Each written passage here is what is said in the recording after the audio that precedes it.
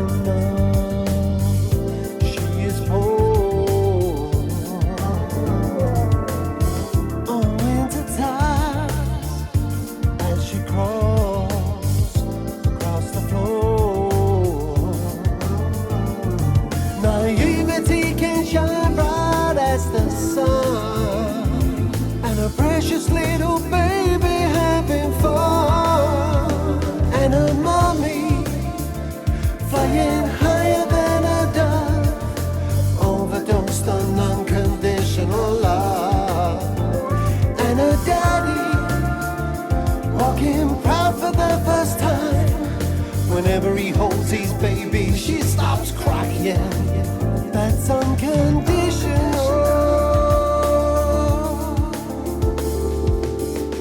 A little teacher in the world, be yourself.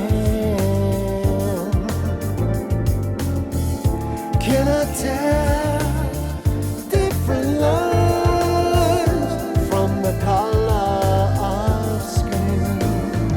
Naivety can shine bright as the sun, and a precious little baby having fun, and a mommy flying higher than a dove, overdosed on unconditional love, and a daddy walking proud for the first time. Whenever he holds his baby, she stops crying. That's unconditional. That's unconditional.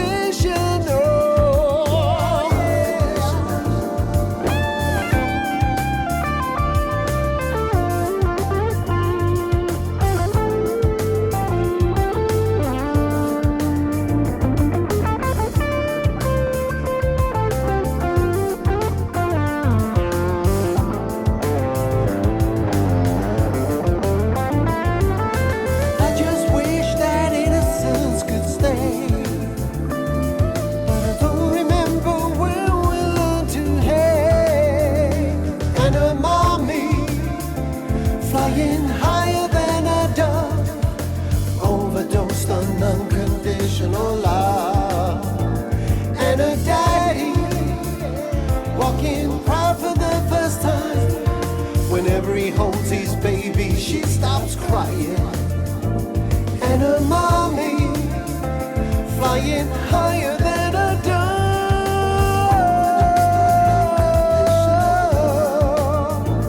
and a daddy walking proud for the first time. Whenever he holds his baby, she stops crying. Yeah, yeah, yeah. She stops crying.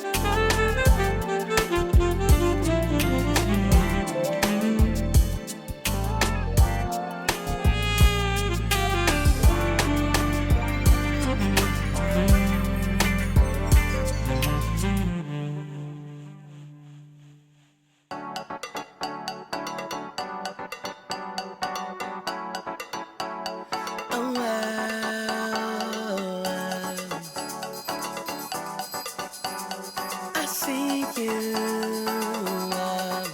I see you moving, I see you grooving, so come on, move it. Right next to me, I know you like it. Girl, don't you fight it. I want you right here, right next to me. It's my first time here amid the crashing of the waves.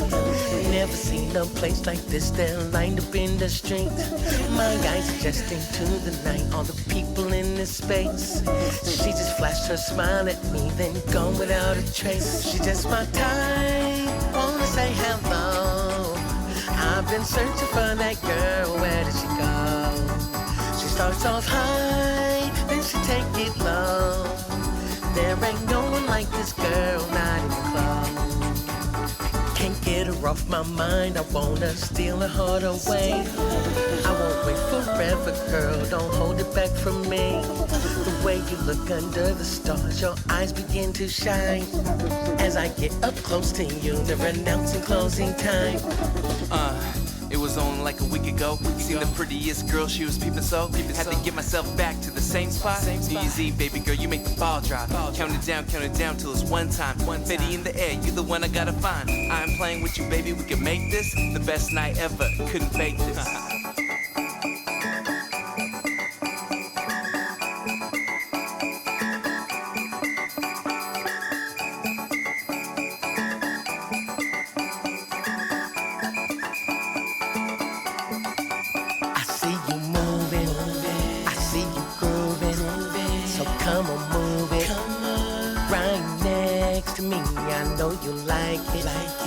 Don't you fight it, I want you right here, right next to me.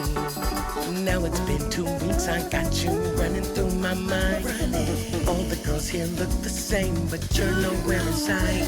As I look around the room, I find she's next to me. In a flash, your eyes meet mine, the rest was history. It's all the stylish clothes you wear, the way you smile and curl your hair, makes me wanna give you all of me. So won't you give it all to me? We won't worry about who sees. Relax, enjoy the company. Never gonna leave you all alone. I need you right here next to me. Nah, baby, I ain't talking about the dress you wore. A true gentleman, the type to open up your doors. Let me start, introduce, girl, what's your name? Probably get this all the time, I ain't running game. Let me talk to you, I really wanna get to know you. Spend time, there's a lot more I'd like to show you. Then you pull me to the dance floor and let me know. A little whisper in my ear, then it's time to go. I see you grooving, so come on, move it. Right next to me, right here next to me. Girl, don't you fight it. I want you right here, right next to me. I see you moving, I see you grooving, so come on, move it. Right next to me, I know you like it. Girl, don't you fight it. I want you right here, right next.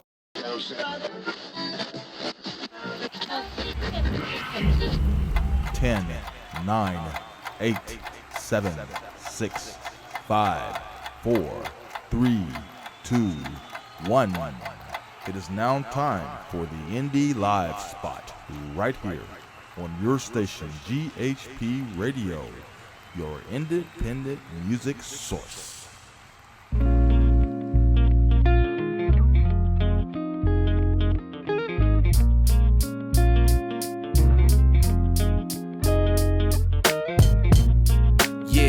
What it is, y'all. What it is, y'all. This be the universal question. We seek the answer. What it is. Picture the world with me. This is what I see. Justice, equality, racial harmony. What can one person do? I'm one, you make two. I will stand with you. Together we are better. What is color? What is race?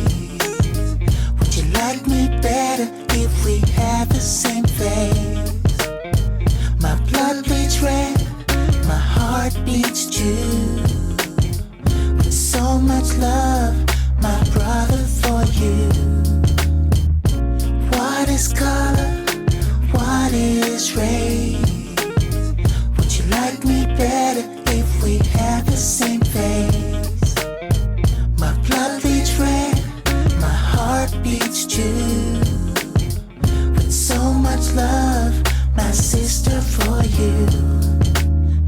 Share the world with me. This is what I see. No war, no poverty, ethnocultural harmony.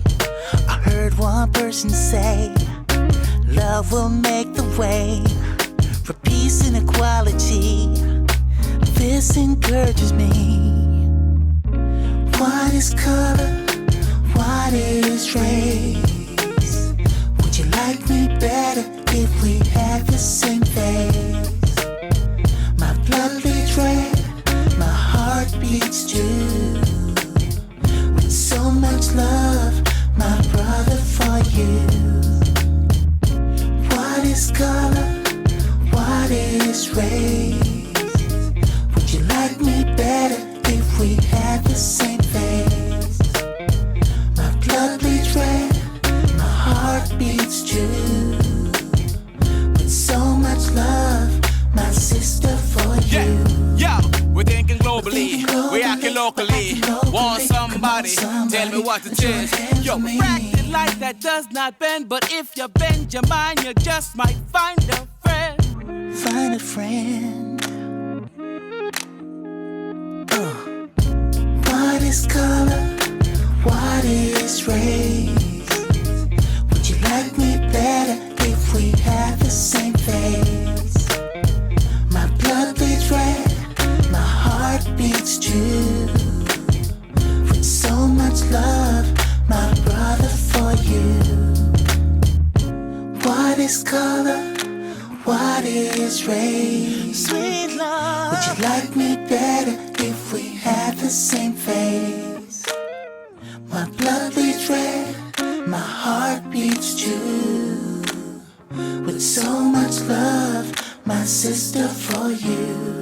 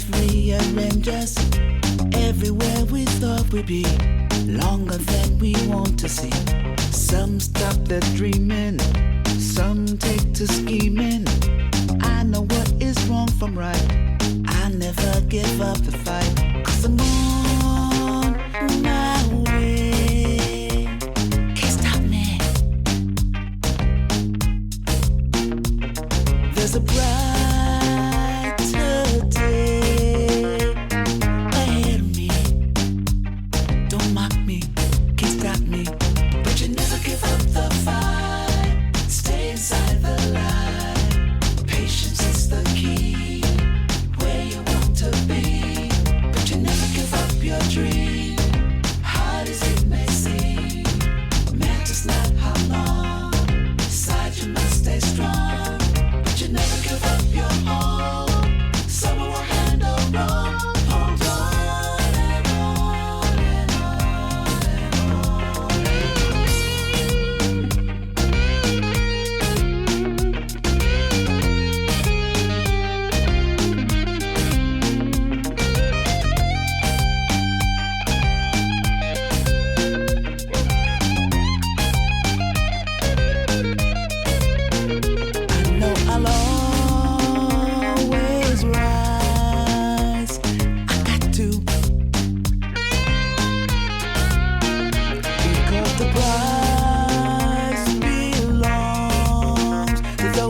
fight through. Don't mock me, can't stop me. Hard times come and go. Stay inside the light. Make it strong, let you know. Patience is the key. Where you want to be. Everything you can. Up your dream. Make it stronger. Hard as it may seem. Hold on. Stop how long. Little longer. Stay strong. You gotta hold on. You gotta stay inside the light. Patience is the key. Be strong. Where you want to be. You gotta hold on. Be strong. Hold on. Hey, hey. Oh, yeah. Yeah. You gotta hold on. You gotta hold on. Be strong. Hold on. It's gone. Hold on. Yeah, yeah. Ooh, you gotta.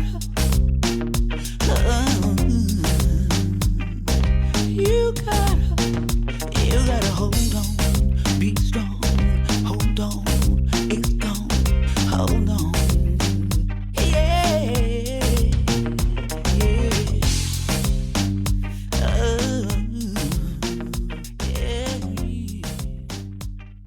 Yeah.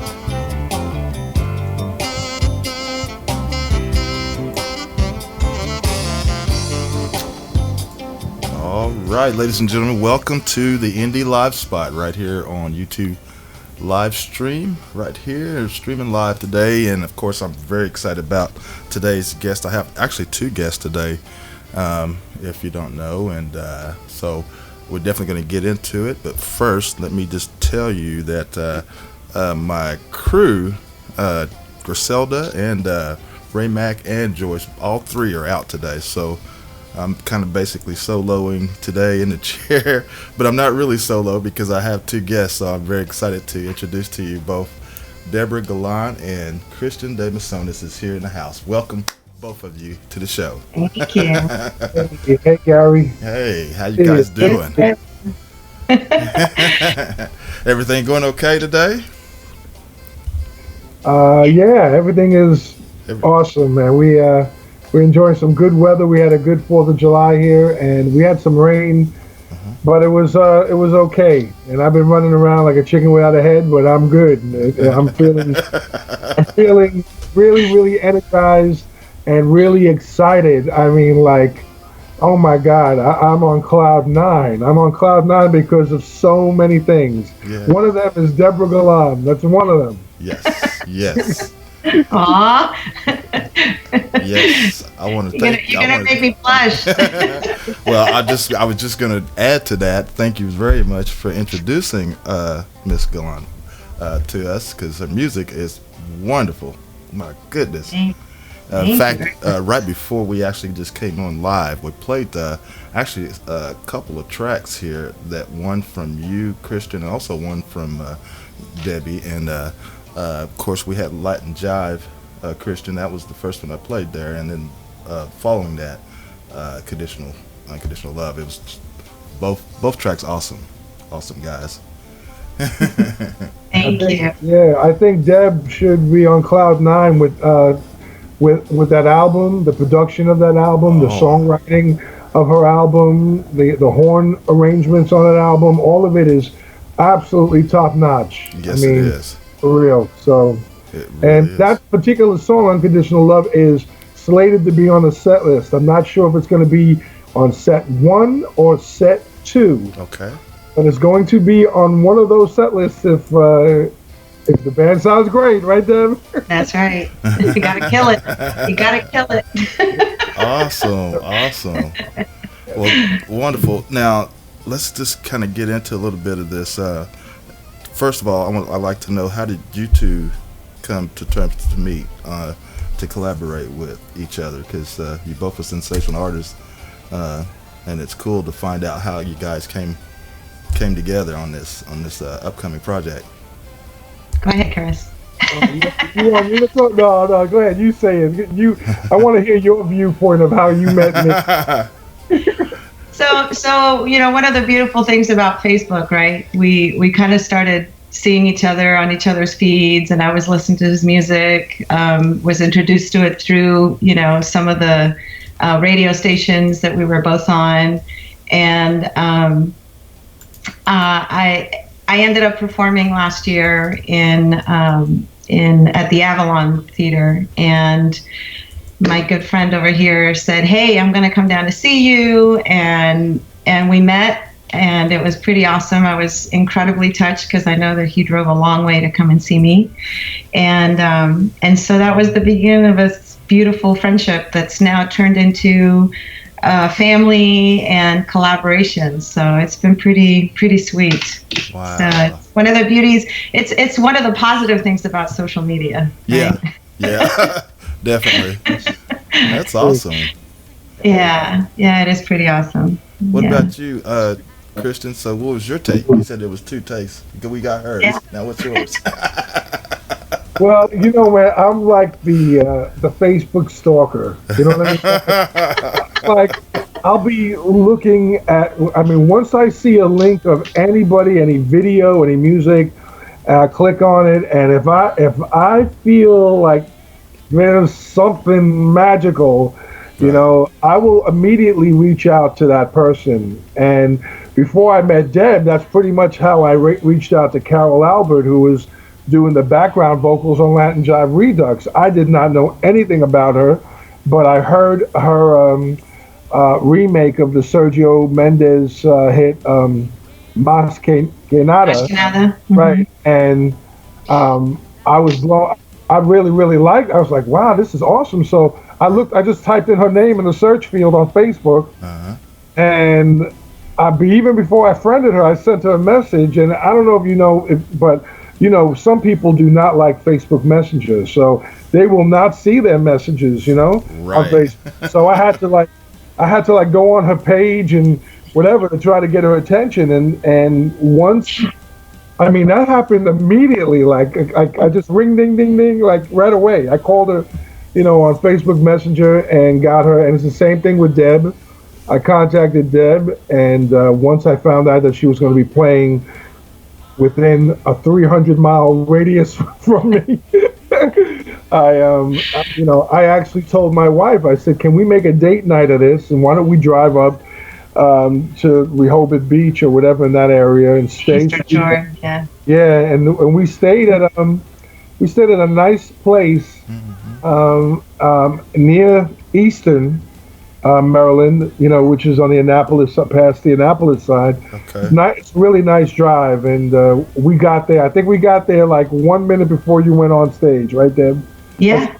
That's how long it took us to drive from where we were. We were in Northern Virginia, and so. You kind of hope you can live up to the expectation when someone's like, driven that far to see you. And Lord. A little pressure, huh? Just a little bit.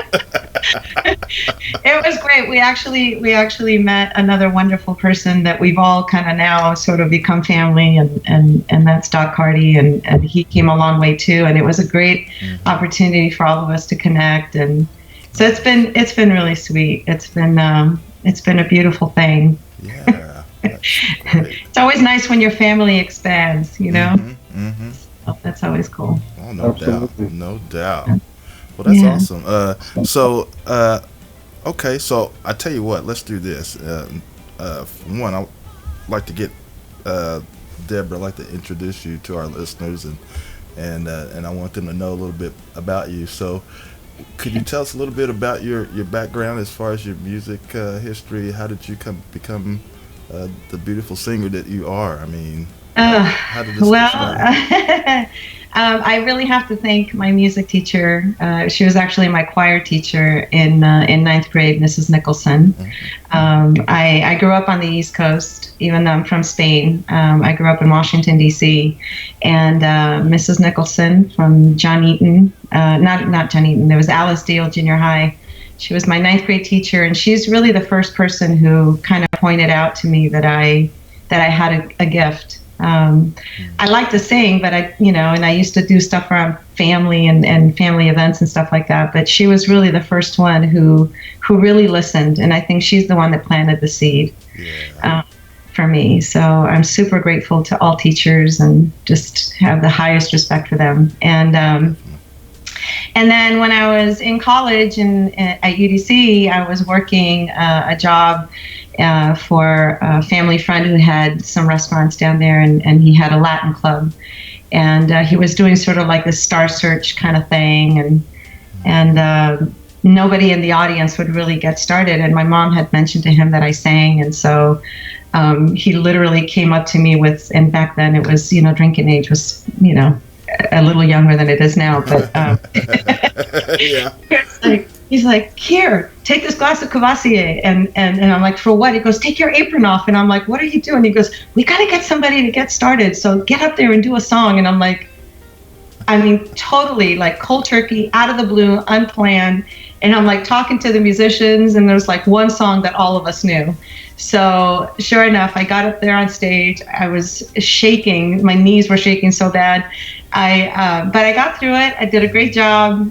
And then everybody started, okay, I want to sing too now. So it was exactly what he was hoping that would happen. And it was really awesome because I've been obviously working at that place for a while, and I was getting really familiar with all the songs that the band was doing, and doing a lot of Latin stuff, which was really cool. Yeah. And then one of the lead singers left, and that's when the band actually asked me if I would be interested in joining, and that's how I got started. That was my my breakout moment. Wow, that's awesome. That is pretty So cool. I started working with them, and and then it's just been more experiences over time, and then moving to California. So doing more stuff here.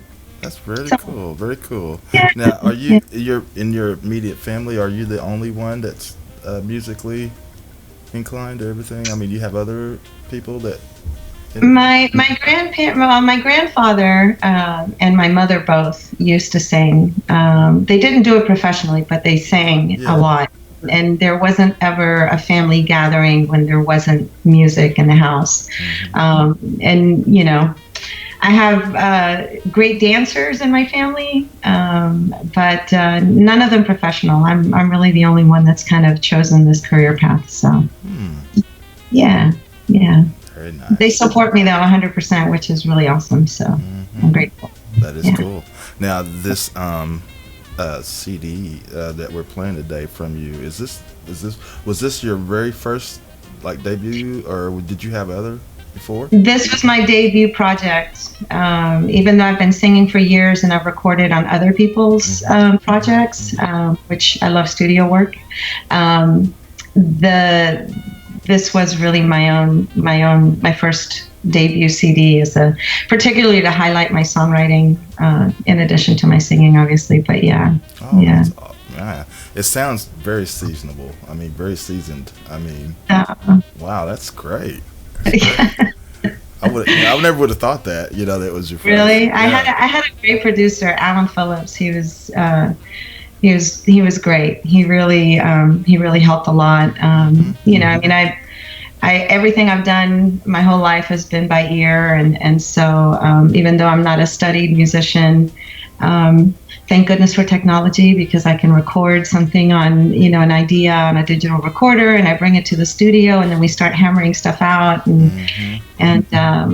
yeah, it's such a cool process. Super. Yeah. I'm sure Chris will tell you how we started working on our collaboration. That's what I was just gonna say, Christian, you're very lucky to come across with such a wonderful singer here, because it's gonna definitely complement what you guys are doing. He's an amazing writer.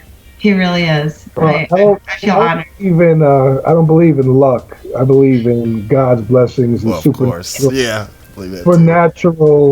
Divine appointments. Divine appointments. Yeah. I believe in. And I have to say with Debora, I immediately knew that I was going to work with her. I mean, even before I saw her live, it would have been crazy if I would have went to see her live and she was terrible. But no, I'm only playing. That would have been one of those moments where you go, "Are you sure, God?" Right. Why are you putting this in my heart, God? But I knew it. I mean, when I heard her music and that's the CD, I just felt a kinship to her, and it's kind of weird because at the time, I'll get on a little personal riff here, but at the time, she was almost like my sister to me, and my relationship with my real sister was kind of ruffled, which thank God it has been repaired after 5 years of non-communication, so Debora kind of reminded me of my sister a lot, because my sister it's got a strong Latin vibe to her, and I'm the only one in the family that doesn't speak Spanish, so it's like, oh man, I'm trying my best to kind of decipher the language, and I had this idea with Deb on this song Hispanica, and I told her, I was like, I want you to write something in Spanish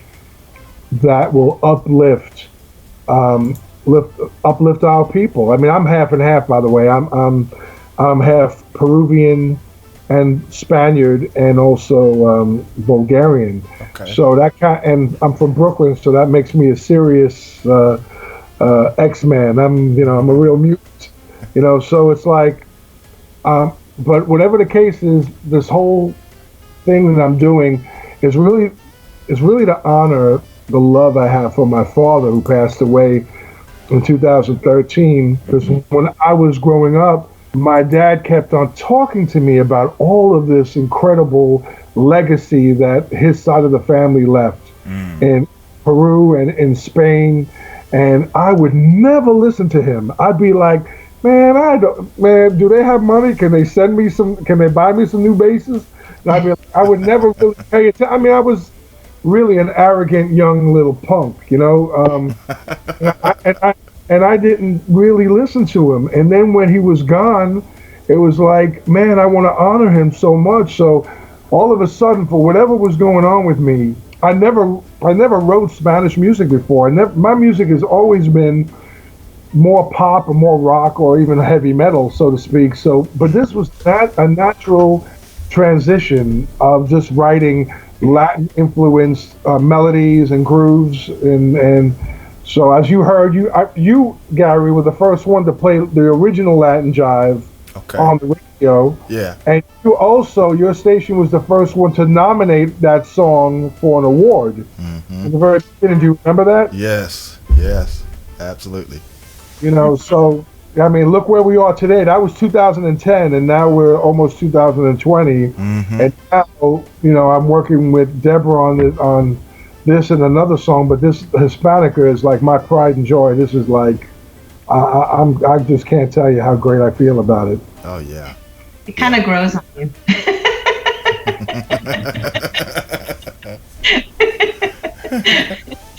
Yeah, it's not like Throb, which is another song, which the minute anybody hears that song, it's like, oh my God, that's a jam. I want it. Give me, you know. This song is brain food, spirit food. It's at first it may not hit you right away, but you know, it will. It will. I played it, Debora. I played it today for the owner of where I teach music. I teach bass guitar to young people, and I played it, and I told him, I said, just wait till the end of the song. Wait what happens.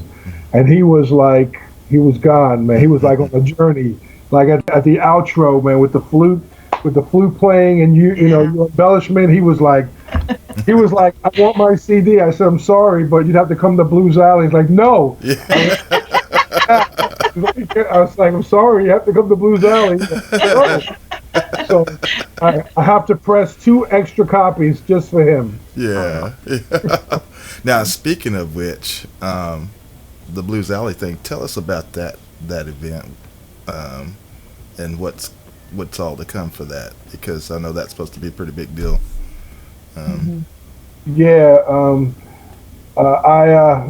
I got booked in Blues. This is my 3rd time performing at Blues Alley. Okay. I sold out in 2010 with Laurie Williams, with Groove School Band, and I'll never forget that feeling, because I mean, I remember walking into the place, and you know, the tradition of Blues Alley is that the artists are on the 2nd level.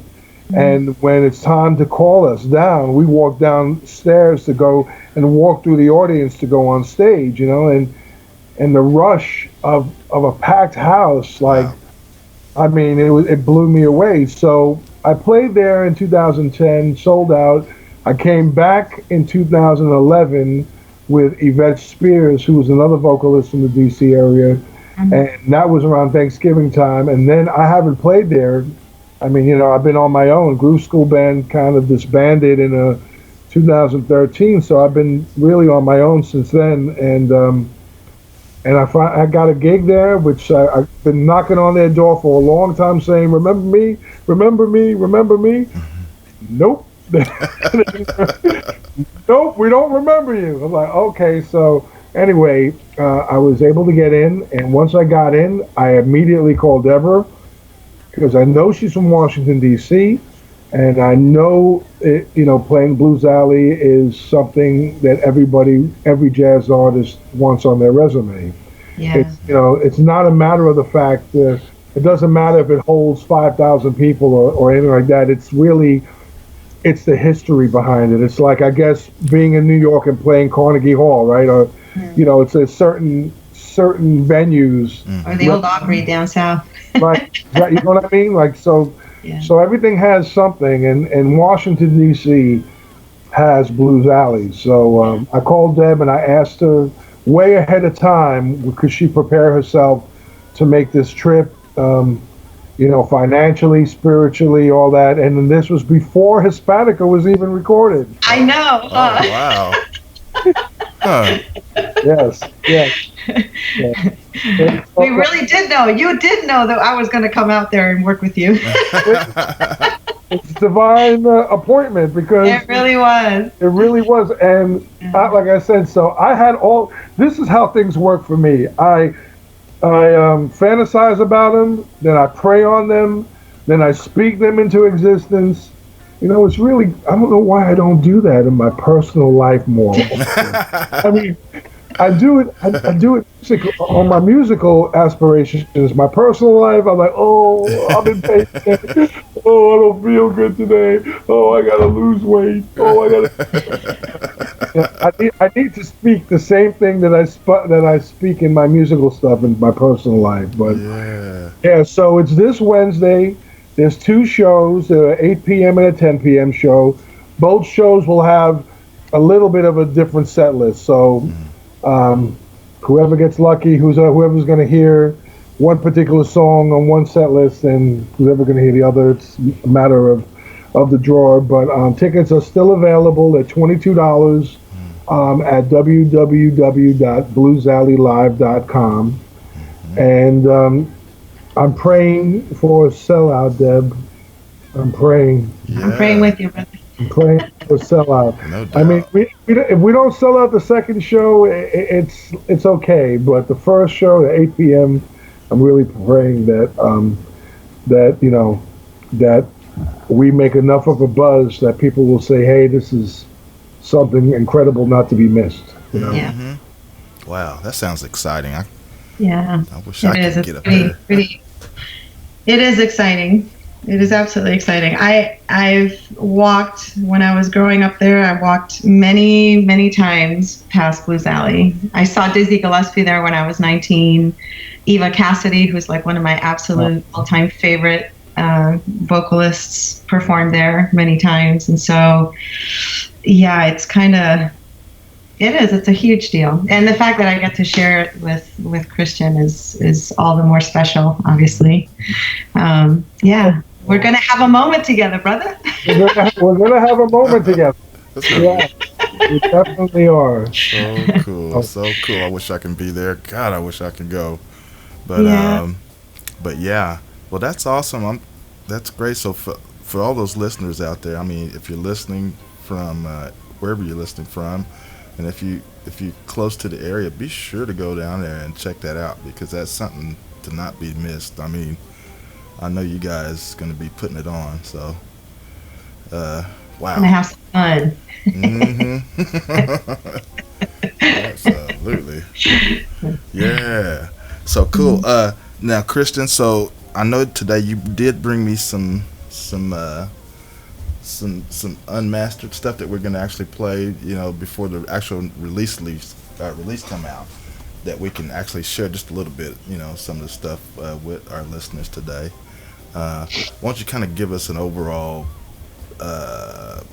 talk about what we're about to actually listen to, because I know you have, man, all that. Let me just tell you right now, when you sent that to me and I pushed the play button and started listening to each. I mean, I had every one of the tracks, I listened to it all the way straight through, and I was just really blown away. I really was. I was just like, wow, because I already know how good you are, but when this came, I was just like, ooh, he ain't playing around. Yeah. Hey, Deb, I sent Gary 4 songs, and I think, Gary, you do have the mastered versions, I believe. Okay. But I didn't send. He hasn't heard your version of Sweet Night, which is on another level, and He hasn't heard Big Tall Wish either. I love.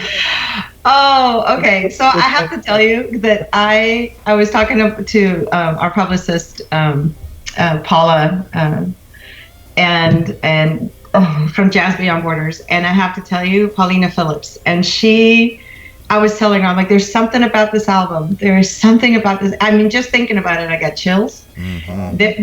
This, I know you've got lots of other good music, Christian, but this album there's something magical about it. It is. And every time I talk about it, I get the chills. So I don't know what it is about it. It's the compositions are awesome. I love what you did with Year of the Dragon.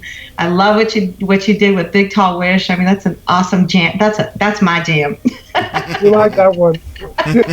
let me. Okay, I don't, Gary. This is going to be weird because we're talking about something that you don't have right. to play. But that's cool. That's for people to come and check out the show. Yeah. Definitely. But I have a question on Big Tall Wish for you, Deborah. Yeah. Do you know where that's influenced from? Do you have any idea that track, the artist that influenced that track, and the song that influenced that track? Right off the top of my head, no. Okay. My brother-in-law created the track, and he had like so many stems and so many different levels on that track. And how that track got built it originally came from Michael Jackson's influence of Rock My World, which was on it wasn't his last album, but close to his last album, Invincible. Mm-hmm. And so the groove was there. The melody, I write all the melodies and stuff, but the melody came later. But Eddie Bacchus Jr. Mm-hmm. to the studio, and when he heard the track, he sat down, he goes, hold on, put that on loop. And he put it on loop, and he wrote that horn hook. Mm. And I'm like, and he built on the horn hook. When we first heard it was one harmony, and then he layered the harmonies on soprano sax. Mm-hmm. And I'm like, oh my God, that horn hook is so good. How am I going to come up with a better melody? Or behind the story behind Big Tall Wish, Gary, and I'll send it to you after the show, okay, so you can hear it. Yeah. The story behind that song is one of my favorite Twilight Zone episodes is The Big Tall Wish, which is about a young boy who lives about a boxer who is down on his luck, and he's in his middle age, and he's beat up and he doesn't believe anymore. Oh. And there's a young boy that lives in the apartment building that keeps on saying, you have to believe in the Big Tall Wish. That was his idea, Right. And so I use that metaphor as part of the song, and it helped me finish the song and write the little lyrics that Nia Simmons sings on the hook. Yeah, she does a lovely job on it too, by the way. Yeah. So Nia's got some pipes on her. Yeah, Nia's special too. Nia's got something. Yeah, so she's special. Yeah, Nia Simmons is another vocalist I work with in the big New York and the Smooth Jazz All Stars project that I have. Uh-huh.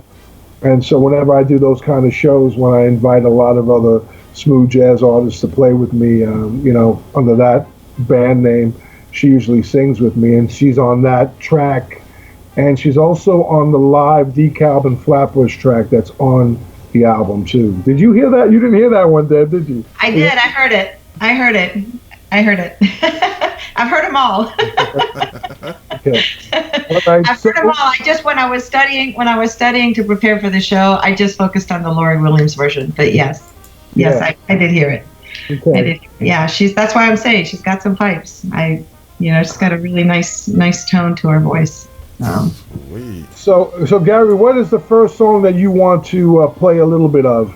Okay, the very first one that I like to do a little bit of. Well, let's see. Let me make a decision here because they're all just exciting. You know what? Let's do a little bit because this one totally blew my mind. Well, Christian, you just made it really hard for me, but let's do Okay, well, I tell you what. Let's just do a little bit of Hispanica, okay? Tell me a little bit about that one first. Okay. Yeah. I want Deb to. We're only going to play a snippet of it, so we'll start with like you can either start from the beginning until the first verse of her lyrics. But I want Deb to talk about that one. Go ahead, Deb. So when I was listening to the track, and he said, "Yeah, take a listen. Let me know what you think." And when I try to write for people, I really kind of want to know what their headspace was like, where they were at, mentally, what they were thinking about, what inspired their music, and I try to get as much of that as possible. And then I kind of try to place myself in that space myself, and then okay, what am I hearing? Mm-hmm. And I. We were talking about Hispanica and the word itself and what it means. And obviously being Hispanic myself, I started thinking, well, what would I want to communicate? And the whole thought of, especially in the times that we're living in right now, I think it's really, really cool to kind of remind people, that there's a lot of good intention. People come here, and I know when my parents came out here, they came with good intentions to not to take away anything, but to come and bring something. So that's part of what really inspired the song, was just trying to really communicate a little bit about our culture and who we are as a people, and that we want to share the best of ourselves, as Hispanics, and adding color to life is a beautiful thing, and it's through our music, it's through our food, it's through our personality, the fiery passion that we have for life, our zest for life. I think is really everything that's being conveyed, I think, in the lyrics. So awesome. Well, I love it, and that was very well said, very well put. So why don't we do this? We'll go ahead and let our listeners check out that, and then what I'm going to do, I'm just going to fade into another track off of your CD, Debora, and then I'm not going to tell you which one yet. I'll wait till we come out, and then you can tell us a little bit about it. Okay? Does that sound okay? All right. Awesome. So listeners, y'all get ready, because your ears are going to be very, very pleased to this great music. It's awesome. So we're going to just give you a snippet of Hispanica, and then we're going to go into another track from Debora Galan's CD. So keep it locked right here. You are on the Indie Live Spot right here, streaming live on YouTube, and we'll be right back. So keep it locked right here.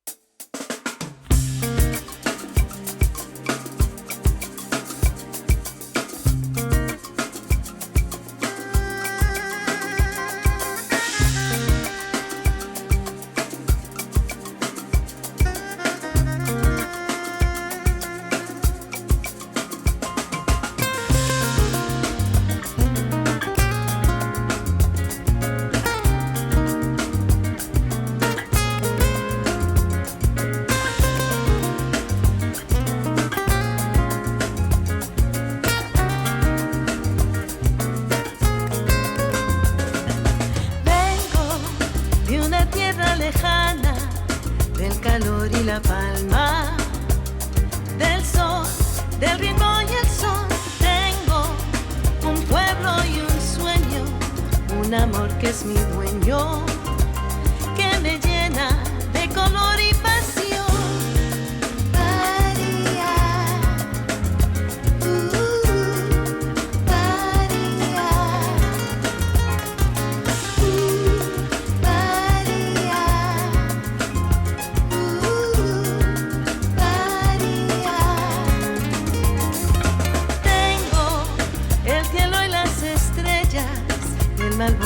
las huellas que dejé expuestas al sol. Vengo con ilusión y deseos de crear algo nuevo y compartir todo lo mejor. Hispana soy, y con orgullo aquí estoy. Hispana.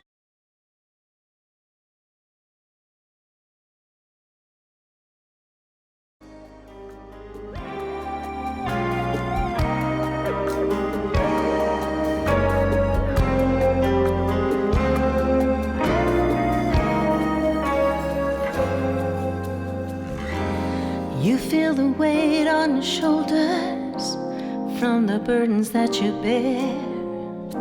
Life isn't full of fairy tales. You're wondering if anyone cares. There are days that seem so hopeless. Problems never seem to end. There's a cry that leaves you restless, and all you need's a loving friend.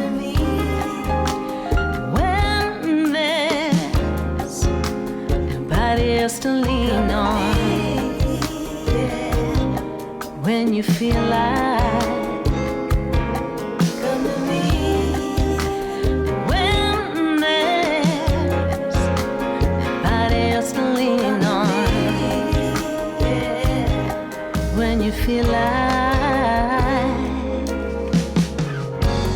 I'll be here when there's no one else to lean on.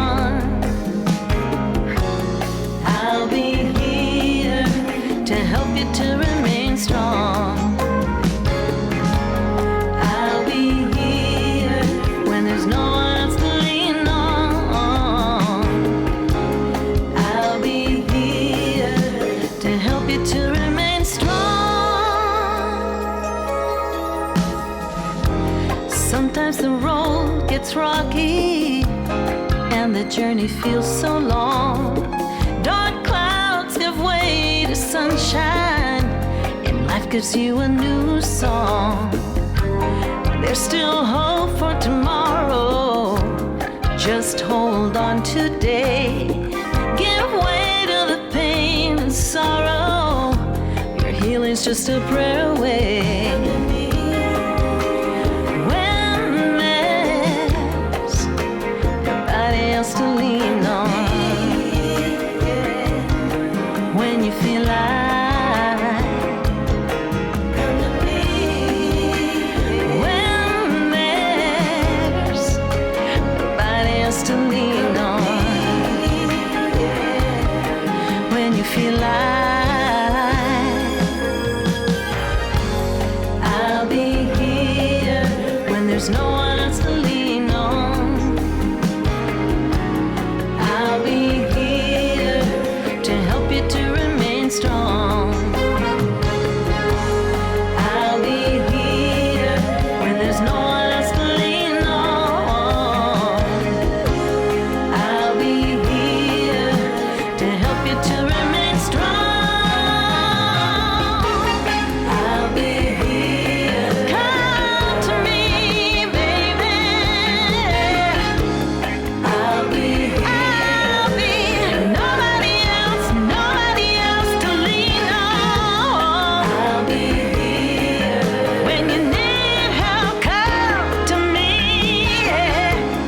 I'll be here. I'm gonna be there. I'm gonna be there. Whoa, yeah, yeah. Oh, come to me. I will be there. 'Cause you can count on me to be there. Hold on. You know I'm gonna be there. I'm gonna be by your side. I'm gonna be there. When you feel like giving. All right, ladies and gentlemen, we are back, and wow, that was beautiful. That was a track actually from Debbie, or I'm sorry, Debbie. I'm calling you Debbie short, Debora. That's okay. Debbie's good. I was just so excited from that track, but anyway, I'll be there. I'll be here. That track was just awesome, and then of course right before that we gave you a snippet of Hispanic featuring Debora. So, man, I don't know what to say. You guys just knocking it out. Lots of good music. Yeah. Oh my goodness. Yeah. So now, before we went in, well, of course that was kind of a surprise. I threw that track on you, and before we came back on air, you was giving me a little bit of rundown about that. But for our listeners, tell our listeners a little bit about that track that we just had to hear. So the album is called All About Love, and that song I'll Be Here was actually written in the mid-90s when I was working with a wonderful gospel artist named Kenny Smith. He was a Stellar Award winner, and he gave me my first shot at working I've been working in a professional environment, but working with a studio and working with him as a producer, I had never really shared any of my music with anyone. He was the first person that I felt comfortable with to say, okay, I'm going to make myself vulnerable. Here's everything I've written. I don't even know if it's any good. I mean, I was working with him doing a lot of background vocals at a studio, and then became part of his band. And so he's like, yeah, this is really good. And like I was telling you, he was in the middle of a recording session when the melody, the actual music came out, and he already knew about this song, and it was a perfect fit. And we recorded it back then, but never really released it. And so when this project came about, All About Love, and I was working with Alan Phillips, I showed him the song, and obviously it was a different time. Recording styles were a little bit different, but there's not that much difference in just some of the additional touches that we've added to the song, especially in the back end of the tune.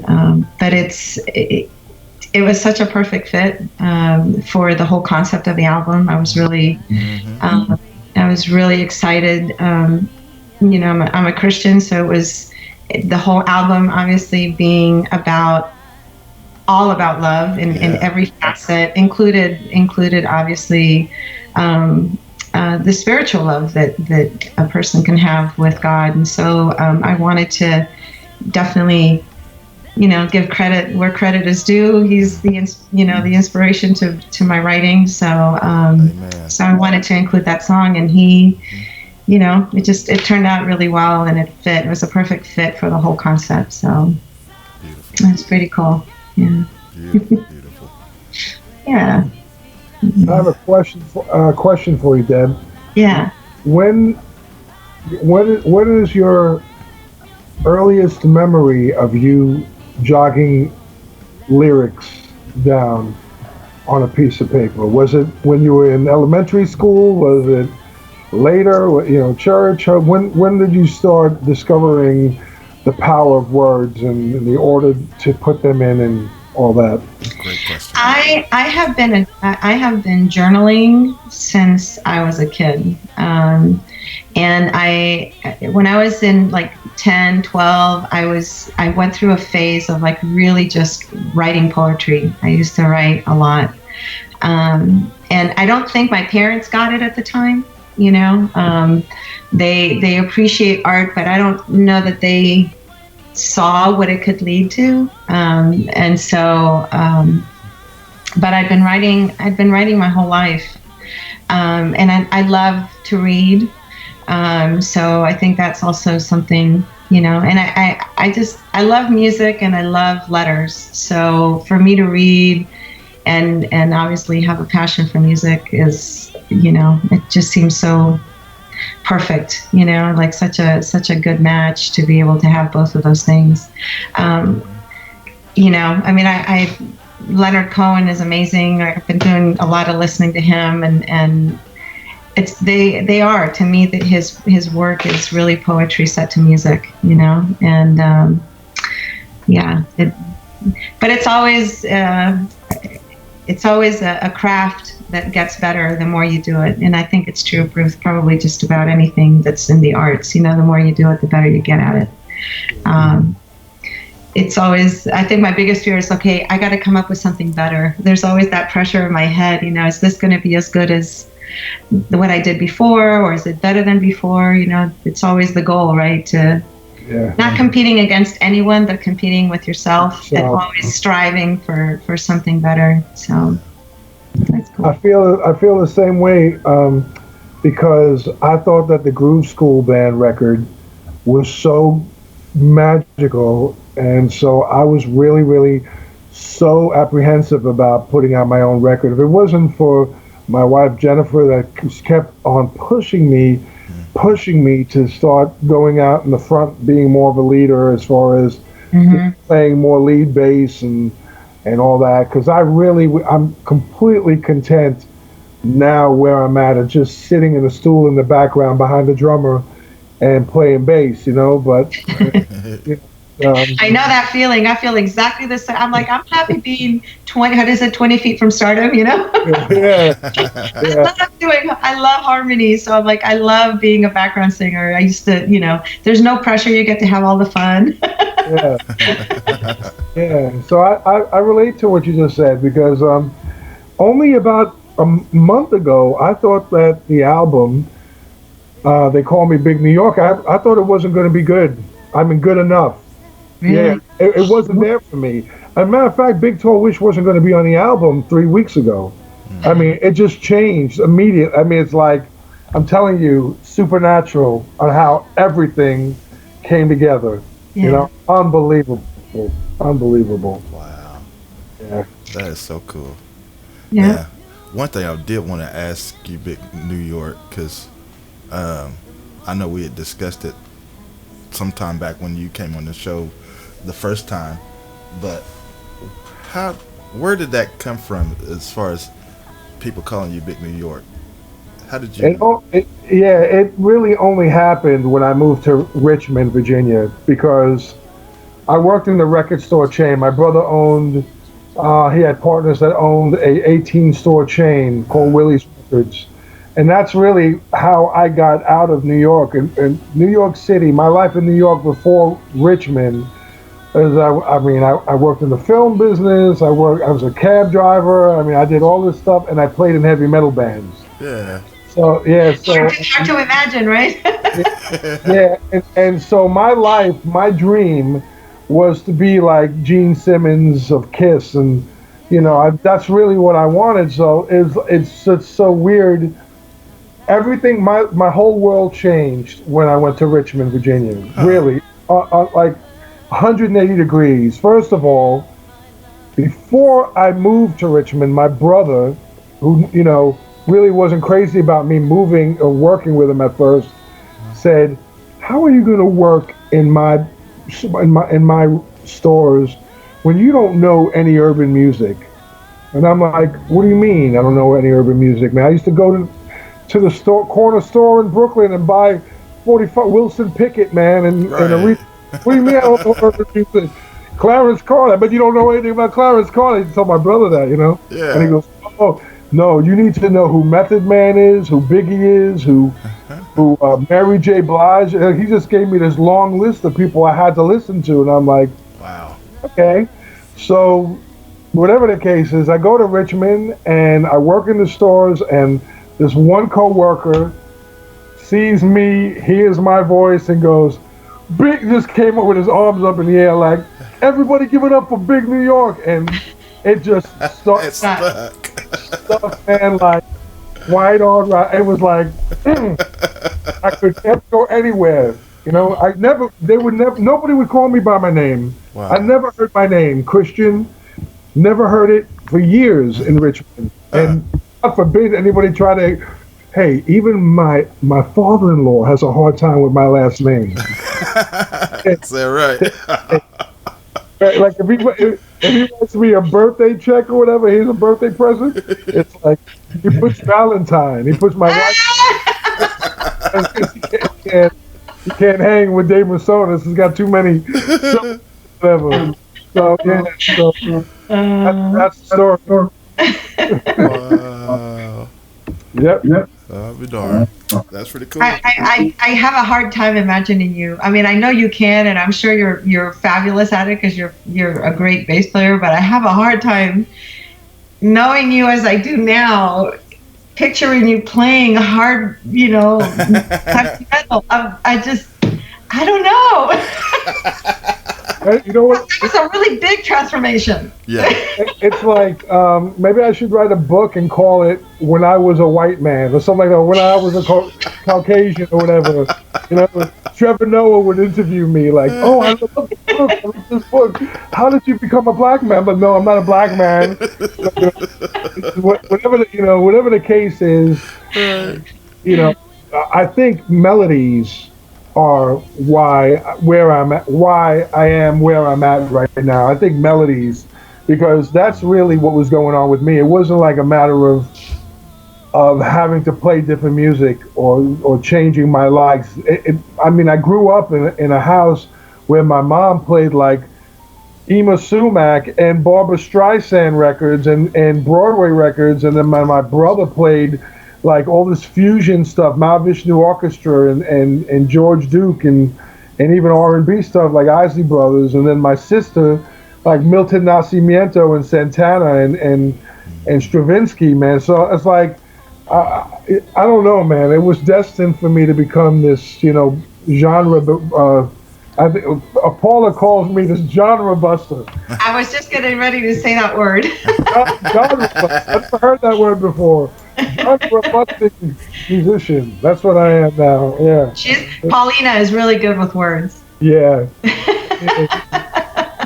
She really is. That is Gary. By the way, Paulina Phillips is our publicist. She's been working with me also. Oh, okay, cool. Yeah. So Deb turned me on to her, and she's been helping me promote the show. She's been helping Deborah promote the show, and she's an asset.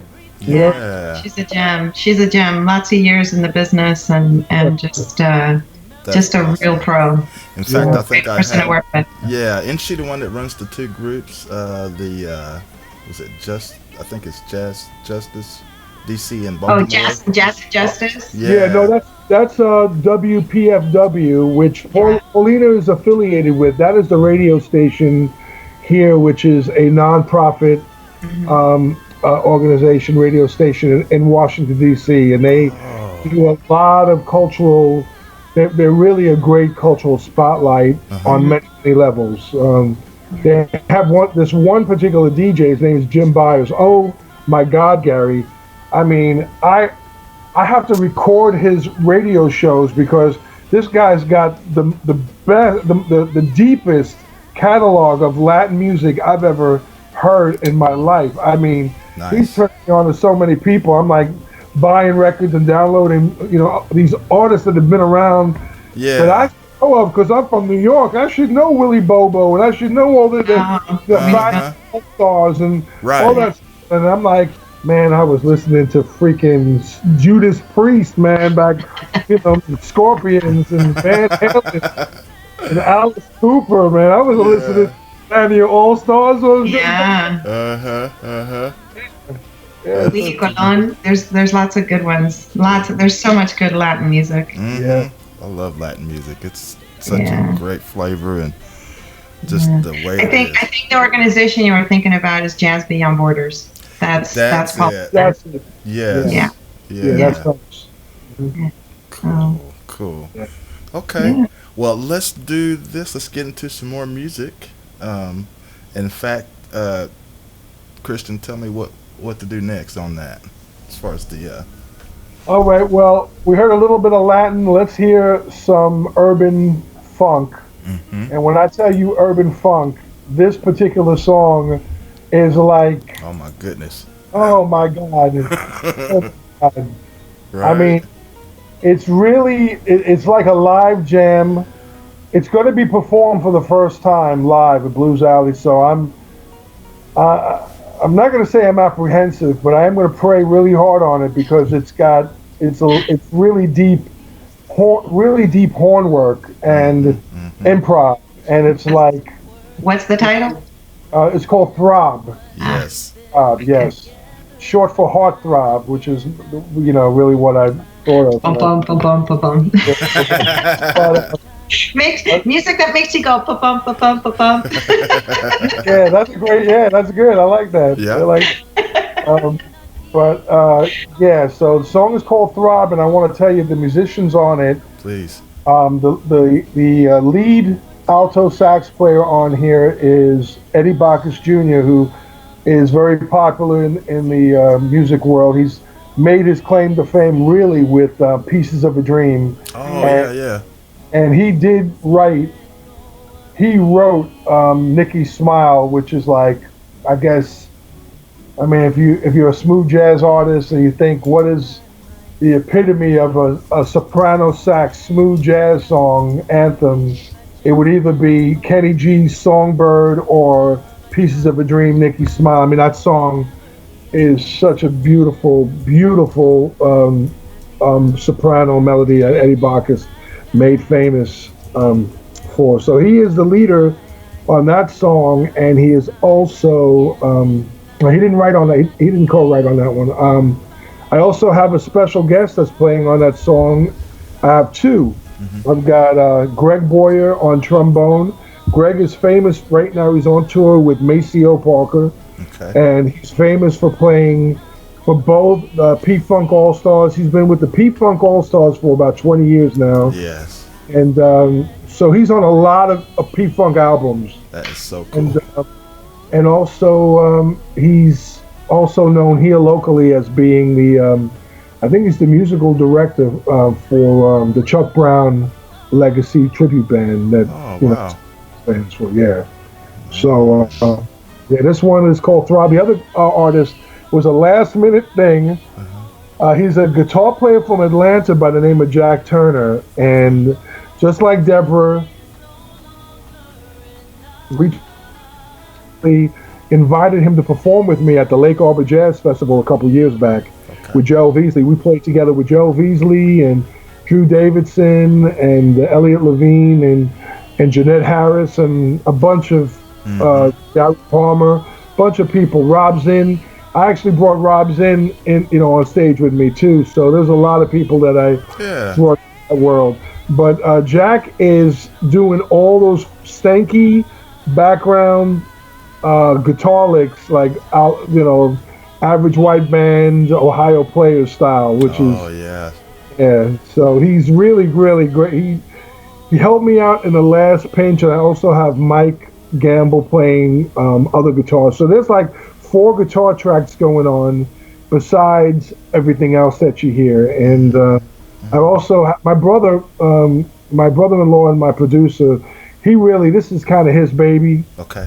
So I have to really give him most of the credit for the songwriting. I wrote a little bit on this song, but it's really his baby. So it's written really by Christopher Valentine and myself on this particular track. Wow, man. Well, it's definitely a hot one. And so how much can I play of it?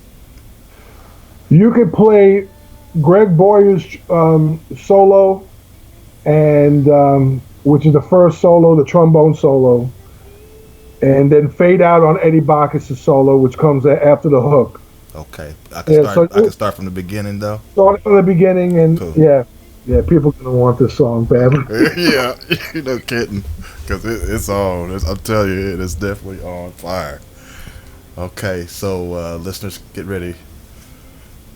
I'm telling you, it's everything he said it was. So let's do that, and then of course I'm probably gonna sneak something else in, and then we'll come back. Okay, so keep it locked right here on the Indie Live Spot, right here on YouTube live stream with our guest today, Christian de Mesones and Debora Galan, right here. Woohoo! Woohoo! Yeah.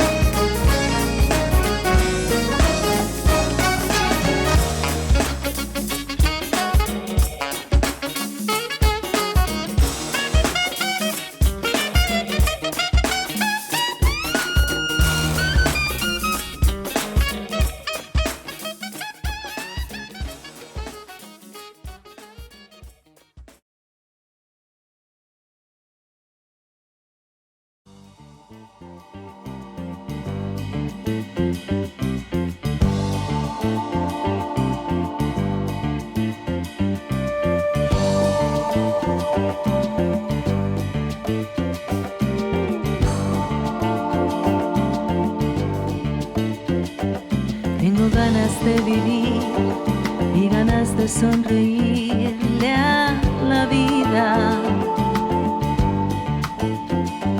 de dar gracias al Señor por su amor y su perdón, por poder estar contigo. Ahora quiero admirar un capullo transformarse en una flor y sentarme en silencio mirando tu rostro a la luz del sol. Tengo ganas de escuchar la canción de ese gorrión en mi ventana,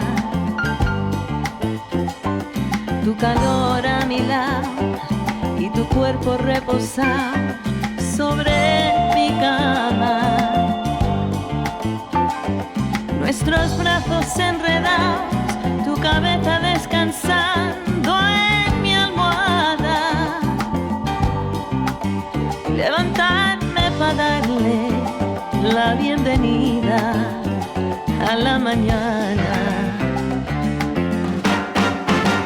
Sabes que te adoro con pasión, tú eres mi inspiración, me pones a volar. Para mí tú eres mi obsesión, el ritmo en mi canción, la voz en mi cantar.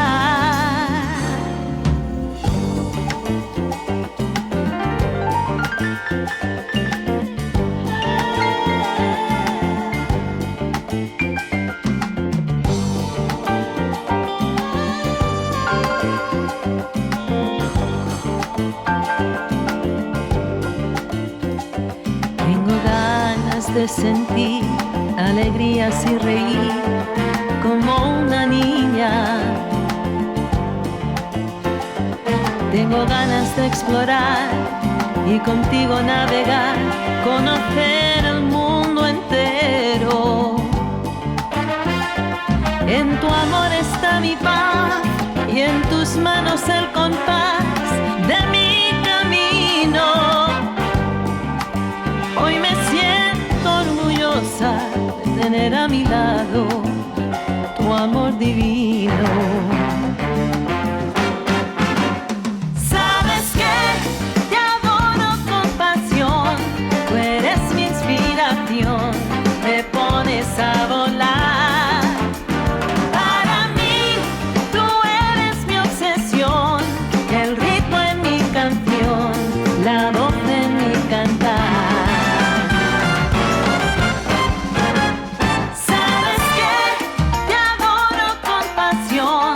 Tú eres mi inspiración, me pones a volar. Para mí, tú eres mi obsesión, el ritmo en mi canción, la voz en mi cantar. Sabes que te adoro con pasión, tú eres mi inspiración, me pones a volar. Para mí, tú eres mi obsesión, el ritmo en mi canción, la voz en mi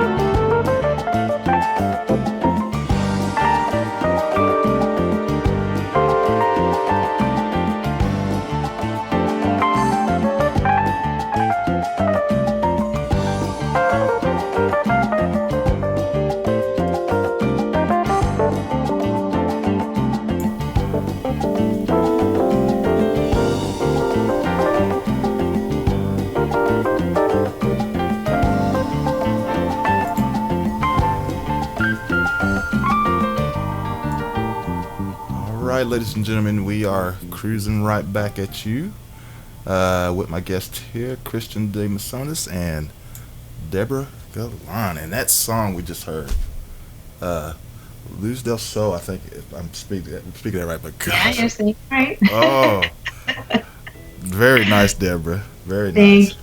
Thank you. Gosh, tell us about the song. So I do a lot of writing when I'm in my car, believe it or not. I love to drive, and I think it's just because it's the one place where I can just kind of put everything aside and I'm really focused on just one thing. And I do a lot of praying while I'm driving and just just taking it all in. It's especially when you're driving on a nice drive and you're going somewhere where it's beautiful. And here in Southern California, when you take the beach, the Highway 101, and you're driving up the coast, it's so beautiful. It's hard not to get inspired. But I was dealing with a situation at the time and sort of having differences of opinion with a few people about certain things, and the whole thing about the song is I'm sorry, I think I'm getting off track here. Wow, I'm totally tripping out right now. I was just driving and I think I'm confusing another song, the story of another song with this one. I'm sorry. So Luz del Sol. It's really a love song, and it's about. And sorry, I totally was thinking about another song when I was talking about that. It's another song. It's a song about a relationship, and feeling really grateful for my husband. It's really a love song to him. Yeah, beautiful. Because it talks about. Just intimate moments, when you're laying down or you're sitting up and you're watching your loved one fall asleep, and there's just this overwhelming feeling of love that kind of comes over you. It's that kind of a song. Yeah. Just really beautiful images of love and my relationship with my husband, and so that's really what it's about. Yeah. So my apologies for kind of thinking about it. I was totally like on a different plane there for a second. Yeah, so. You're fine. And a couple of our listeners in the chat room, Henry and Gia, both said it's a beautiful song. But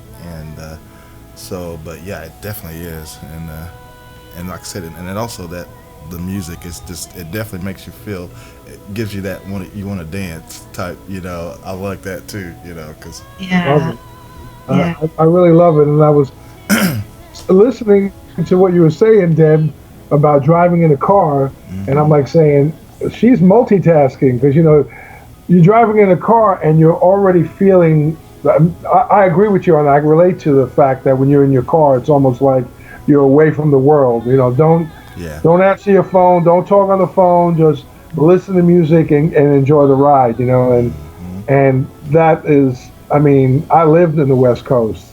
I know that ride all the way Pacific Coast Highway, all the way up to Carmel, all the way down to Redondo Beach. Yeah. It's like fantastic. So it's pretty cool.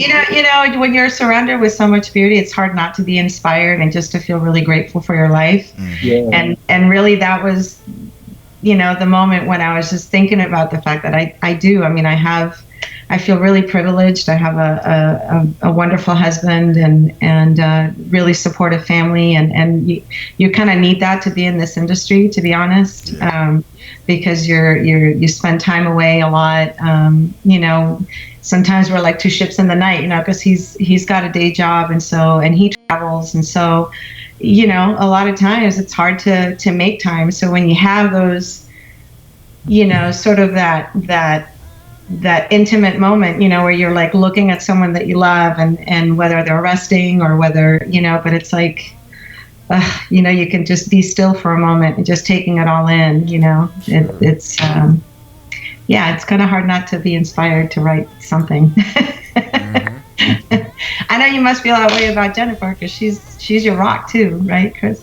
Yeah, I drink her bath water on a daily basis. I mean, I'm crazy about her. I mean, I definitely don't do. I really feel that I have a lot to live up to when it comes to her, because she is always 110% giving and supportive of me, and I am, stuck in my own mind so many times.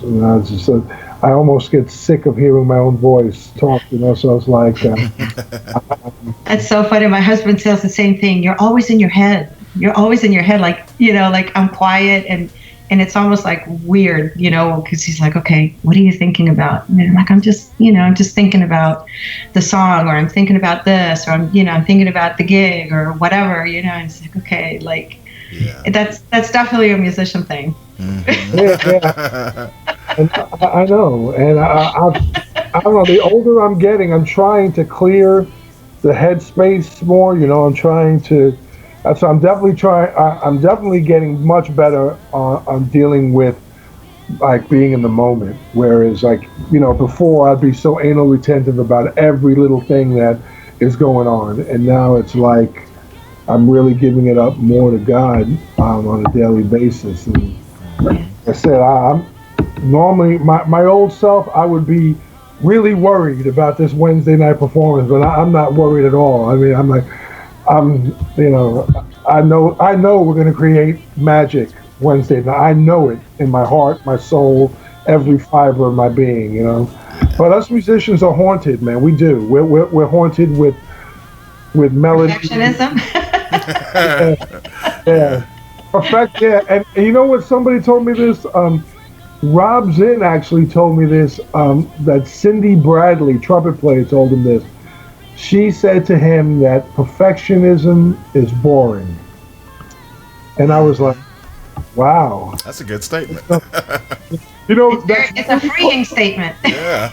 You know what, though?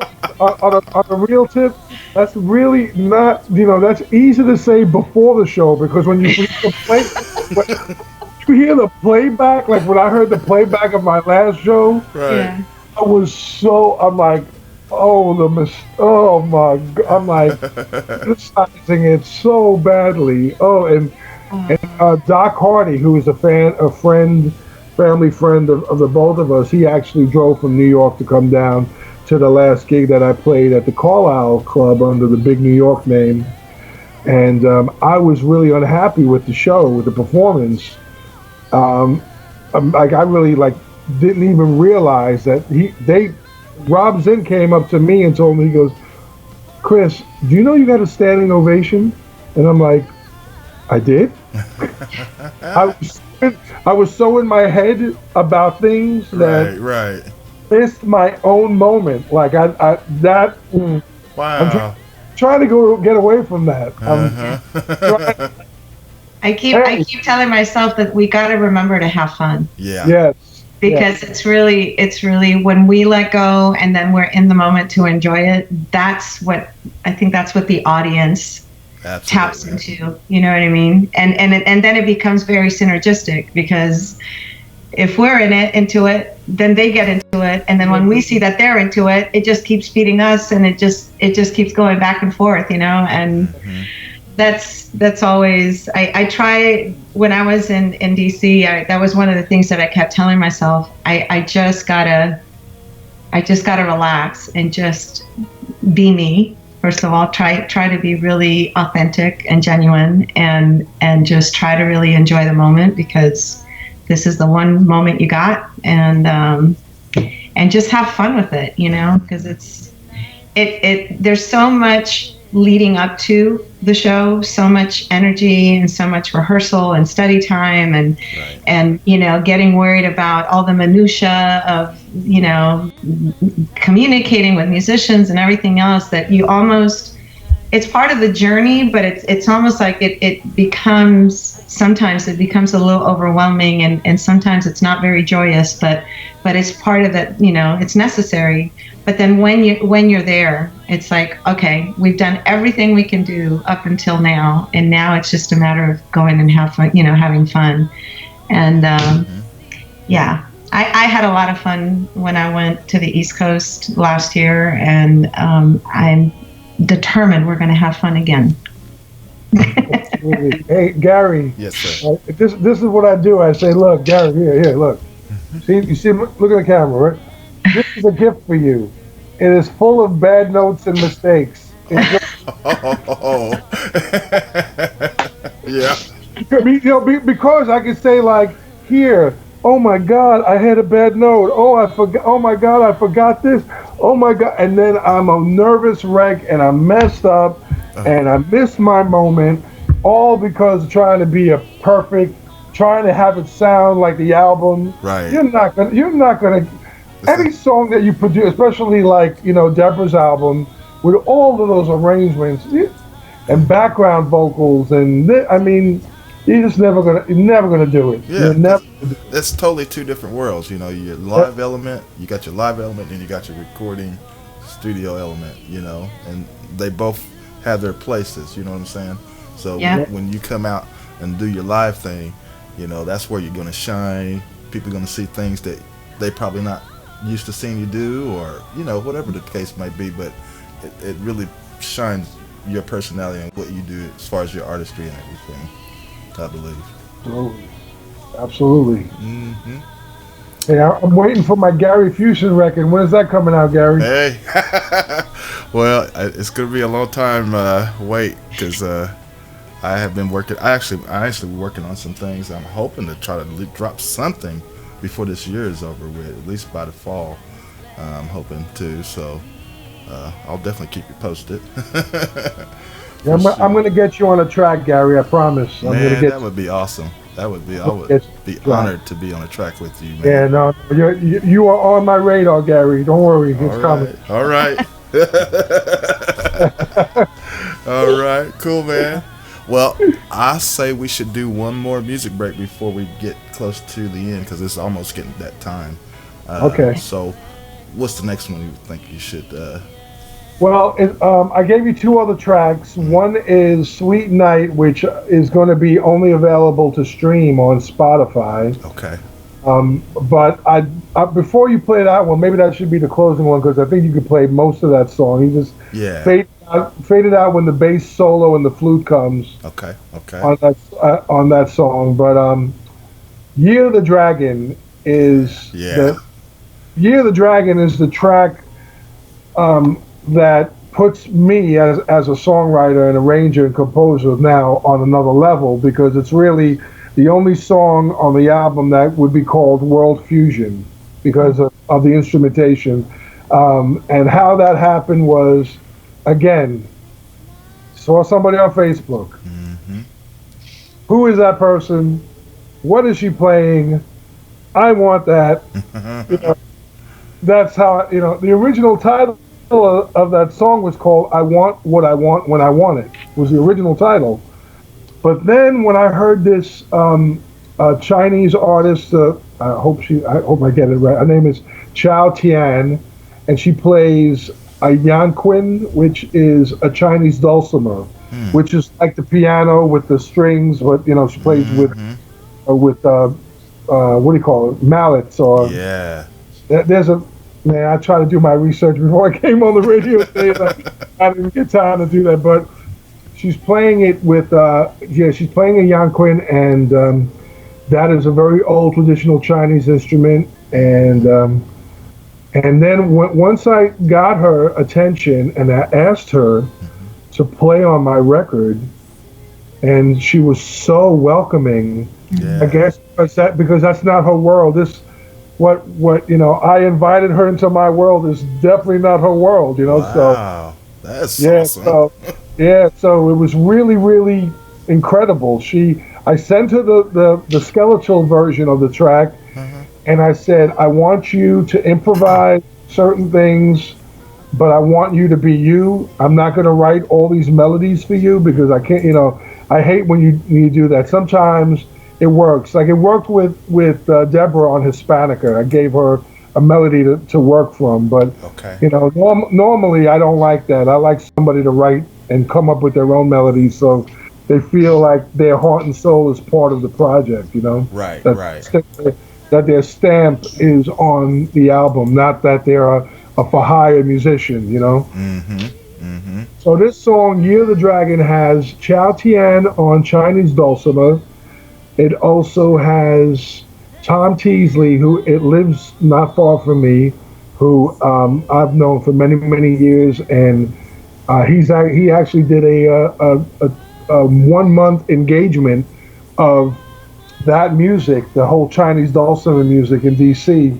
in Alexandria. So I got him to play. He's playing the tabla. He's playing a lot of unique percussion instruments that normally you just don't hear on a day-to-day. So yeah, there's no real bongo work or percussion or you know, it's more tabla, and there's another instrument he's playing. I forgot what he called it, but yeah. And then the guitar player, he's one of your guys, one of your friends, Dave Howard from Berkeley. Oh, Dave, yeah. Yeah, awesome. Yeah. So we've been talking, and I was like, Dave, I want to send you something. Can you do this for me, you know, real quick? And I told him, I said, I want Larry Carlton meets Schofield meets Dave Howard. You know, like, you know, and so he sent me like 8 versions, and I gave it to this producer who's not my brother-in-law. This is another guy. His name is Maurice Chevalier, and you know his work because he's done all of the music for Discovery Channel for the last 10 years. So if you watch any Discovery Channel show, his music is in the background. Nice. He does. Yeah. So that's my dream right there, to play music for something everybody, like that. God. Everybody. And now, you know, Discovery went out of business here. They moved. Oh, they did. They had a big office, a whole building in Silver Spring. And so he left them. So you know, he's working now for TV One, and he is the one who produced the horn arrangements on that song and keyboards, and he produced the track. So sweet. Yeah, you could play it and fade it out on Dave Howard's solo. Okay, awesome. And then of course I'll definitely will pick another one from Debora's, and then we'll come back, and then we'll pretty much get ready to wrap things up here on the Indie Live Spot. So listeners, get ready again. Here's 2 more for you, and then we'll definitely come right back. So, tell Henry that he's gonna like the bass on this album. Yeah, Henry, get ready, man. Check it out. Let's see here. So y'all keep it locked here, and we'll be right back.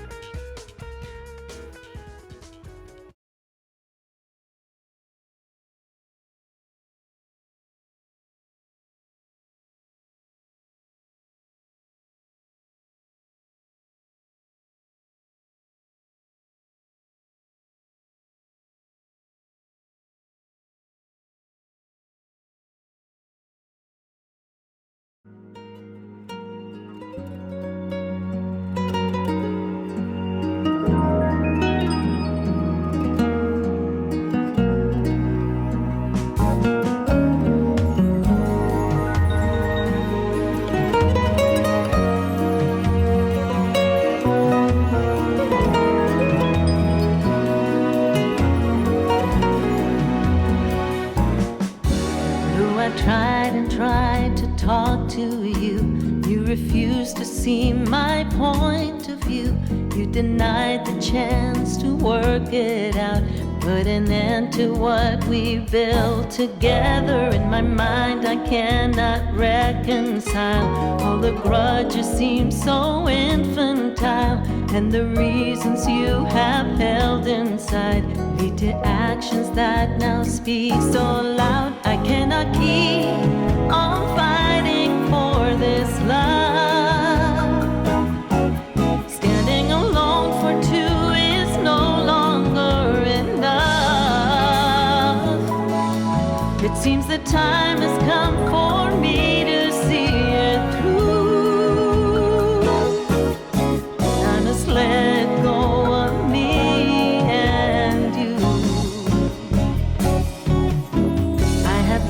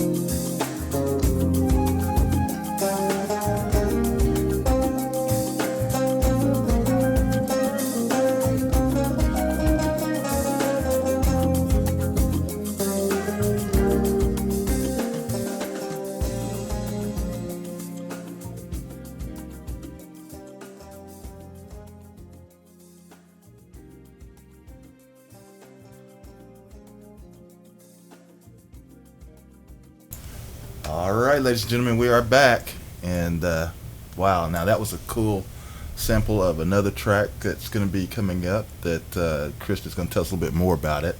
Before that, you heard one from Deborah's her other CD, which was called "Letting Go of Me and You," which was beautiful as well. And then before that, we had another sample. Wasn't that right, Christian? Or was it? Oh, before that was Year of the Dragon. Yeah, Year of the Dragon. Right. Yeah. So, but anyway, you were going to tell us though about this the sweet night one. You was going to give a little bit more information about that, right, sir?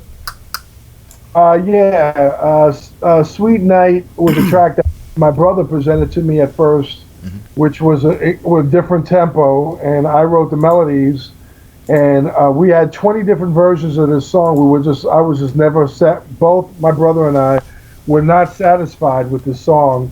And it first got sent to Rob Zinn, who was playing trumpet on the song. Okay. And it helped, but it still wasn't right. It just felt below my standards. And then I sent it to Deb, and Deborah responded to it immediately, like, I love it, I love it, I love it. Like, and I was like, this song sucks. I told her, I said, this is not worthy. How could you? I didn't understand why she liked it, because I thought it was very, very amateur. You know. I believe the words he says is, this was a throwaway song, and I'm like, really? Well, throw it. yeah. Deb goes, throw it my way. Right? So I was like. So, I actually had somebody else that I thought was going to sing on this song, which I think you know, Gary. I don't. Are you friends with Moonchild? Yeah, I remember Moonchild. Yes. Yeah, Moonchild. So she was the one that was supposed to get the song to get, Okay. And but she, life, whatever happened. Deb took the reins immediately. She wrote, the lyrics, and I told her what I wanted behind, because it really, the whole idea of this song was about somebody who was really lonely and heartbroken and really wanted to get away and find another world, another place, man, where she fit in and whatever. And that idea came from The Shape of Water, that movie about the woman who loved the amphibian creature, so it was a weird take. Yeah. but when I told that to Deb, she didn't. I don't think she got it. Like, she was like, "What?" I mean, I got it, but I was like, how do you put that into words though for a song? I'm like, I'm not writing a song about a movie, I mean, I kind of get it, but but I was like, I wasn't hearing that though. Like, I was hearing something totally different. I mean, in a way, I kind of got it. I got the sentiment, I think, but immediately when I heard the song, I heard the groove, because he sent it to me in an email saying, hey, let's check out this sweet new groove. And I'm like, okay. And I'm like checking it out, and I'm like, immediately the words just came. Like, yeah, it just spoke to me, and I'm like, well, this is what I'm hearing. and you know what? Like, Deb is such a positive. Right. Where I'm like, I'm a glass half empty kind of guy, and Deb's a glass. I'm all full. Always full. So I'm listening to her words, and I'm like going, she's got all this hope going on, like, because my idea was like kind of despairing, like this character that this idea of the song was somebody who was trying to fit in and try whatever, and then all of a sudden it was more of a love story about, I'll be there for you, and I won't take granted for the time that that we spent together. I'll make sure that I'm there for you. And I'm like, well, that's universal. Yeah, that's a universal message, Yes, it is. So I really liked it. And my brother-in-law, who's like my worst critic, I'm bad, he's 10 times worse than me. And my wife is 10 times worse than him. And it was like, when he said to me, he was like, that's like a Sade song. And I'm like, are you kidding me? Like, you think it's on that level? He was like, yeah. So I just said, okay, let's work on this some more. So Deb gave it new life. Deborah gave it a new life. Then I hired the flute player, Arch Thompson, at the end, and that's it. Because I never liked my bass playing. Never liked my bass playing, and that bass solo, I was like, this is garbage, man. I'm not. I'd take the bass solo out. No. But then when I found the flute player, I asked the flute player to answer me a little bit with my bass solo. And then on the recorded version that Deborah's singing on, she answers me with her her voice. So it's, like I said, man, it's seventh heaven. I mean, but you and the listeners will not get to hear that song until the album is officially released, which I am going to push it back till September something. September, I don't know when. Darn it. It's got to make us wait. You gotta wait. It's just a little teaser. Yeah. You gotta keep it coming for more. That's right. That's right. That's how you do it. That's how you do it. Now, if you fly into DC, Gary, you can get that CD. Yep. And listen to it. It's not that far from Oklahoma City. Right. Yeah. I'll get my private jet. I'll get my private jet out and I'll be there. No.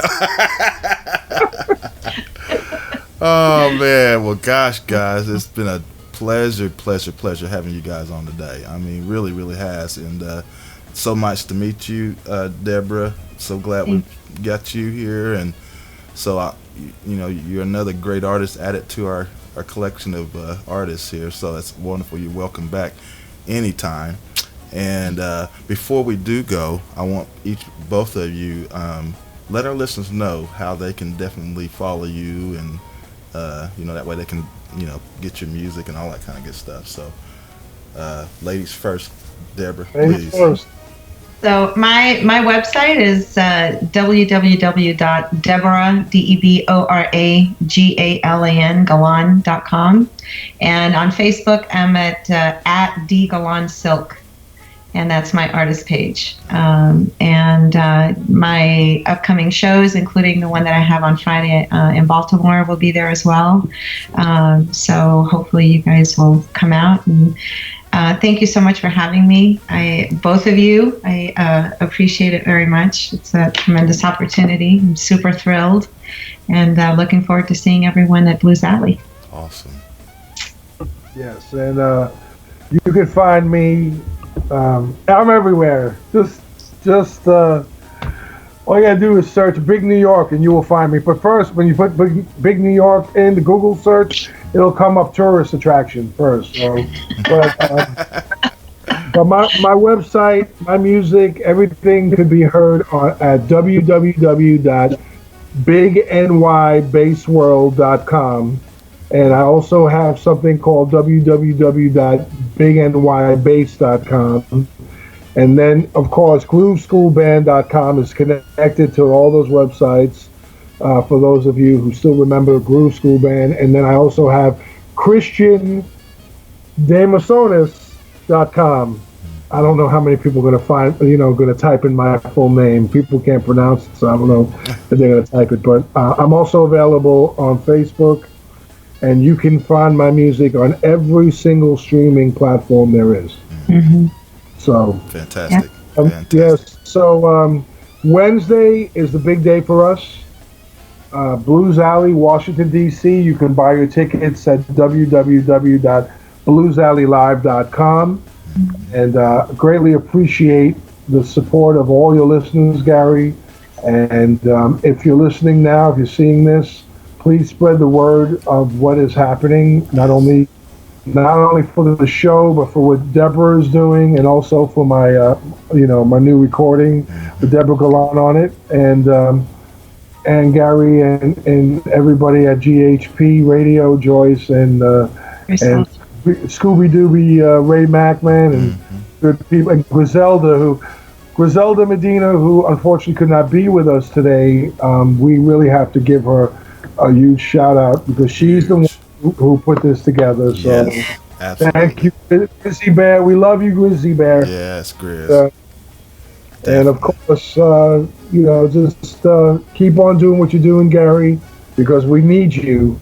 We need you to do this. Well, I will definitely keep it going, man. And again, thank you both for being on the show, and of course for the listeners, if you happen to tune in late or or you didn't have the opportunity to tune in today, you will have that opportunity to catch this whole show on our archive, which will be later posted today, later on this evening. So I'll definitely get that out, post it out, and I'll be sure to post it on you guys' pages as well, so that way you can continue to spread it to your listeners, and that way they can watch it and get the information for the show coming up. So, and I want you guys to have a great show. I know it's going to be awesome. You guys can do. Thank you. You guys Thank you do so great. much. Thank you. Yeah, I'm on cloud 9, man. I'm a kid in the candy store. Yeah. All right. Well, Hey. awesome. Yep. Awesome. All right. Well, thank you, everybody, and I guess this is our cue for us to go ahead and get out of here. But of course, please join us next week, same place, same time. I'm not sure if we have a scheduled guest just yet. I know we have some different people that are. We just got to get the schedules correct and to meet everybody's expectations. So we'll be getting that together, and we'll definitely post that for all of you out there listening that tunes into the show. So again, thank you for tuning in, and we'll see you on the next edition of the Indie Live Spot right here on YouTube live stream. So y'all have a great weekend. Enjoy yourselves. Be safe out there, because I know there's people probably still burning fireworks even after fireworks is still, that happens all the time. I guess sometimes people buy a lot and they don't finish them, and then they try to get rid of all of it. So definitely be careful. Okay, well, we're out. We'll see you next week. Thank you. Bye-bye. Bye-bye.